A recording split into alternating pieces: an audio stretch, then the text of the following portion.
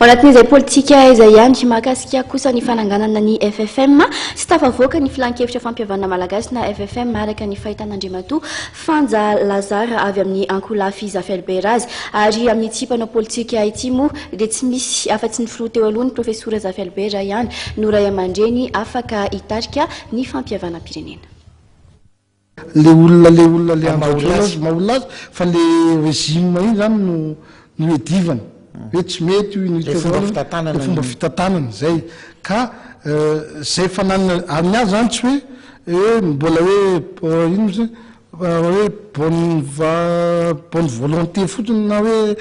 amin'ny vava ohatran'izao fotsiny zany azy fa efa nisy ohatra hoe olona avy na adversaire ny taloha nefa niarovany. Olona manko miteny io mety meny ray président Vantimanina vola isaka ny meny atsika ka vola koa izy fa zany tsy marina satria manko président Zafy ane politiquement socialement efa feno hoe tsy misy atra tadiavina tsy misy atra hoe tadiavina tsy voany tadiavina efa nahazo taona ka za moa zany isaky ny mahita ny président de transition dia miteny aminazy amin'ny foana hoe nanomboka 2009 président marina fa ny olombelona tsy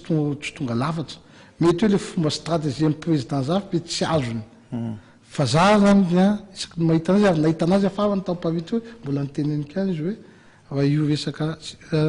réconciliation président Zafy ihany mety eo za tsy miteny le mpitondra ny FFM reto tsy mety